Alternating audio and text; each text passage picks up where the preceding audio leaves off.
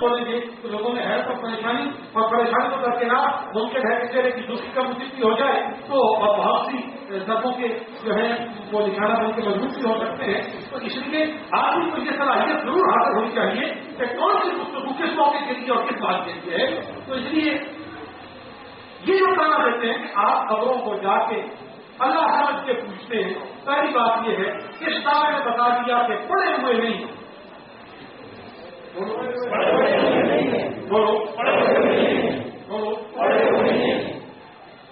اب یہاں چند باتیں آپ کو سمجھانے کے لیے.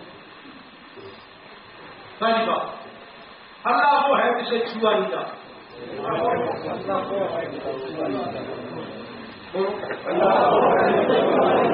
اور جو چھو لیا جائے وہ اللہ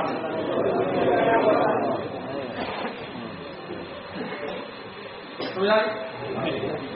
آپ نے پکڑ لیا.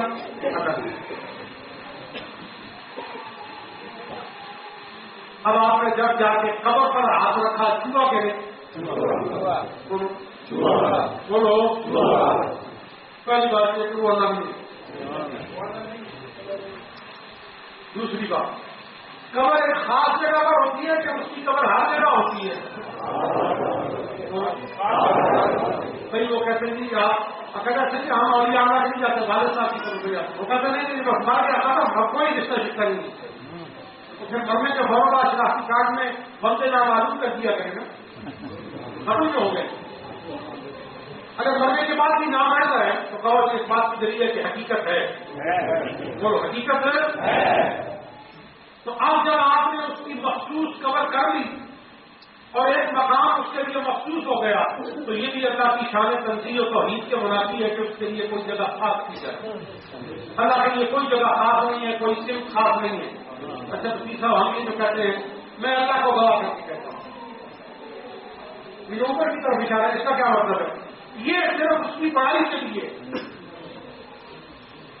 کیونکہ بلندی بڑائی پر دلالت کرتی ہے اس لیے بڑائی پر دلالت کے لیے ہم اوپر کی طرف اشارہ کر دیتے ہیں. یہ مخصوص نہیں ہے.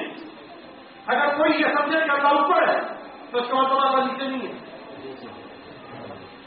اگر کوئی سمجھے اللہ سامنے ہے تو اس کا کیا مطلب اللہ پیچھے نہیں ہے. تو رب تعالیٰ خدا میں سمجھتا تو کئی نماز خسم مجھا تم جدھر رخ کرو ادھر اس کا نور پاؤ. سمجھنے والوں نے جاننے والوں نے کہا ہے کہ جتنا میری ذات کا سو ہے جدھر دیکھتا ہوں ادھر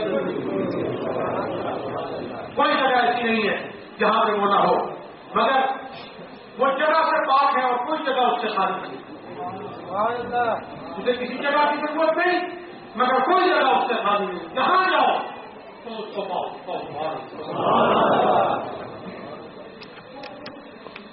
اگلی بات سمجھ جب آپ کسی کی قبر پر پہنچ گئے تو آپ اس کی حیات اور موت کے قائل ہو گئے. تو اللہ کی حیات ابدی ہے ازلی ہے نہ ختم ہونے والی ہے. اور قبر پر پہنچے تو یہ انتہائی حیات کی ایک حالت پر دلالت ہے. اور اللہ اس سے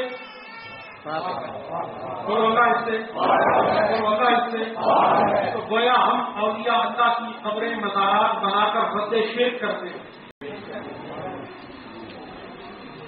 ہم اولیاء اللہ کی قبریں ان کے مزارات اور ان کی قبروں کو بوسہ دے کر کیا کرتے ہیں شیخ کا رد کرتے ہیں. شیخ کا کیونکہ اللہ کو چوما نہیں جا سکتا. جو چوما گیا وہ اللہ نہیں جو چنا گیا ہو. اور ویسے بھی ایک بات یاد رکھیں ہم نے کبھی قبر پر نہیں چنا. میں اپنی سماج کے ساتھ آپ کہتا ہوں میں نے کبھی کسی قبر کو نہیں چنا. سبحان اللہ. کبھی نہ چنا ہے نہ چنا تھا نہ چنتا ہوں نہ چنوں گا. اور نہ ہمارے بزرگوں نے چنا اور نہ آپ لوگ چنتے ہیں. ہم تو صاحب قبر کو چنتے ہیں. خبر بڑی صاحب مثال یہ قرآن جناب نے لکھا ہے آپ کو پکڑایا آپ نے بغیر جلاف کیوں لیا؟ اب مجھے بتائیے آپ نے جلاف چنا کہ قرآن؟ بولیے اب یہ جلاف کی قسمت ہے کہ قرآن کے ساتھ لگا ہے وہ بھی چوما جا رہا ہے.